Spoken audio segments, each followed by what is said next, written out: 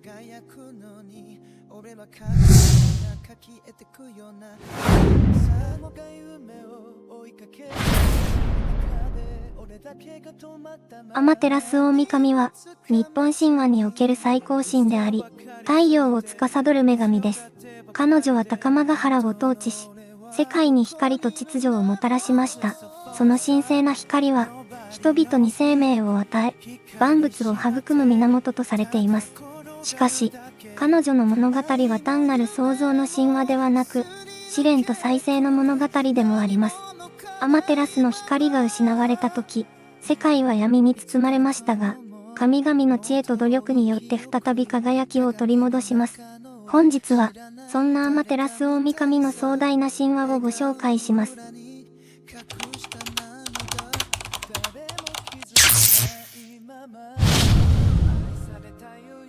はるか昔、世界はまだ混沌としており、天と地が明確に分かれていなかった。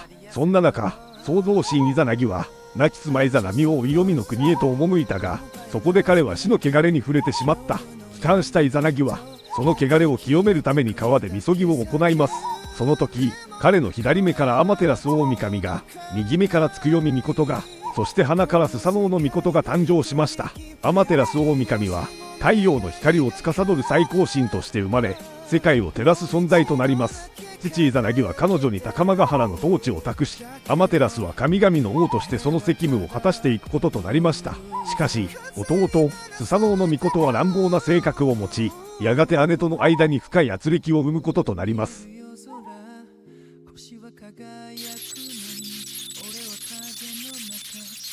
スサノオノ命は海と嵐を司る神であったが、その性格は荒々しく、乱暴な振る舞いがかなり目立っていました。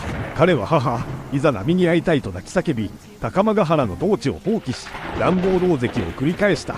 その結果、父イザナギは彼を高間ヶ原から追放します。しかし、スサノオノの姉であるアマテラスには彼を告げるために高間ヶ原を訪れた。アマテラスはスサノオノの意図を疑い、彼が敵意を持たず清らかな心できたのかを確かめるために、受け入れを行った。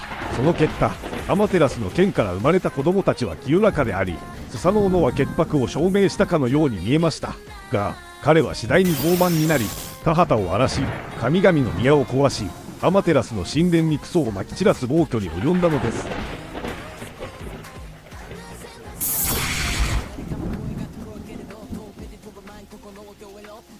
スサノオノの行いに耐えかねたアマテラスは、深い悲しみの中で高間ヶ原の統治を放棄し、天の岩戸に身を隠してしまいます。すると、太陽の光が失われ、世界は闇に包まれました。草木は枯れ、川は冷たく凍りつき、生きとしいけるものすべてが絶望に沈んだ。八百万の神々は困り果てて、高間ヶ原に集まり、カム計りを行います。どうすればアマテラスを岩戸から引き出せるのか。知恵の神、思い金は、彼女の好奇心を刺激する策を考え出した。そして、神々は岩戸の前で盛大な宴を催すことに決めた。神々は美酒を用意し、雅楽を奏で、楽しげな笑い声を響かせた。そして、芸能の神、雨のうずめ、画舞を披露することになります。八百万の神々は岩戸の前に集い、雨のうずめ、画舞を披露することになった。彼女は大胆に衣をはだけ、滑稽な仕草を交えながら、笑いを誘う踊りを踊りました。その様子を見た神々は大声ではない。宴はますます盛り上がっていきます。岩戸の奥に引きこもっていたアマテラスは、不思議に思い、心の中で問いかけた。なぜ外はこんなに賑やかなのか。私が隠れたことで、世界は闇に沈んだはずではないのか。気になり、彼女は少しずつ岩戸に近づき、そっと外を覗きました。その瞬間、岩戸の隙間から光がこぼれ出ました。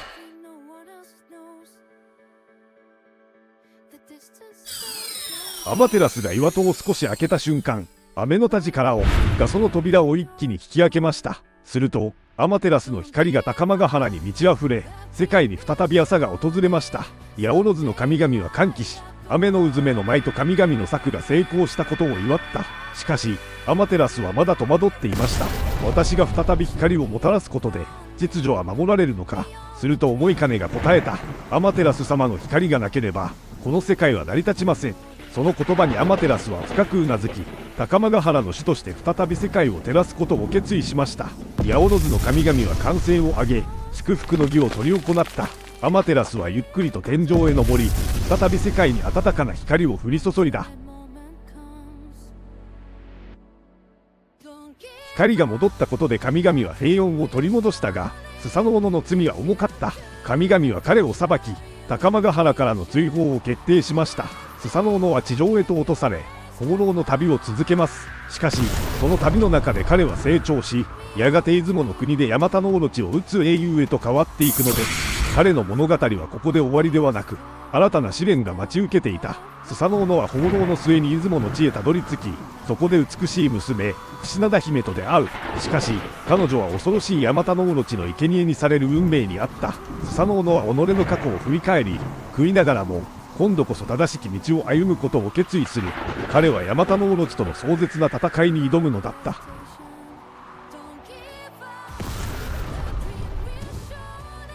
アマテラスは自らの役割を再確認し、世界の秩序を守るため、地上に自らの血筋を送り込むことを決意した。彼女は孫である。に右の御事、に三種の神器を授けました。八田鏡は、私のご魂として、草薙の剣は、勇気の象徴として、八坂に勾玉は、神の血筋の証として、地上に下ろされました。こうして、アマテラスの光は天皇へと受け継がれ、日本の礎となる運命をたどることとなるのです。ニニギノミコトは神々の祝福を受け、高間ヶ原から吉原中国、地上世界へと降臨した。彼の降臨地である高千穂の峰には、神々の光が差し込み、聖なる風が吹き抜けた。地上の民は天からの使者を恐れ敬意、彼を新たな統治者として迎え入れた。こうして、アマテラスの意志は受け継がれ、そして彼の子孫こそが後の天皇家へと続くのであります。アマテラス大神の物語は単なる神話ではなく、日本という国の精神そのものを象徴しています。太陽の光は絶えず巡り、闇に閉ざされたとしても必ず再び昇る。人々が困難に直面し、絶望の淵に立たされた時こそ、アマテラスの物語は希望を与えるのです。彼女の光は天皇を通じて受け継がれ、日本の文化と精神に深く根付いているのです。アマテラスの物語は世代を超えて語り継がれ、日本人の価値観や道徳観の礎となっています。正義と調和、団結の大切さを教え、どんなに困難な時でも必ず光が差すことを示している。現代においても、彼女の存在は人々の心に宿り、未来へ向かう力となるのです。アマテラスの光は、これからも日本の魂として輝き続けるのです。今もなお、伊勢神宮にはアマテラス大神が祀られ、多くの人々がその恩恵を願い参拝に訪れます。三種の神器は皇室に伝わり、神話は生き続ける。アマテラスの物語は、人々に光の大切さを教え、暗闇に小込しない強さを示しているのです。どんな時代にあっても、希望の光は消えないのです。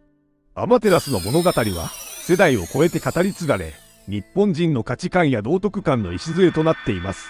正義と調和、団結の大切さを教え、どんなに困難な時でも必ず光が差すことを示している。現代においても、彼女の存在は人々の心に宿り、未来へ向かう力となるのです。アマテラスの光は、これからも日本の魂として輝き続けるのです。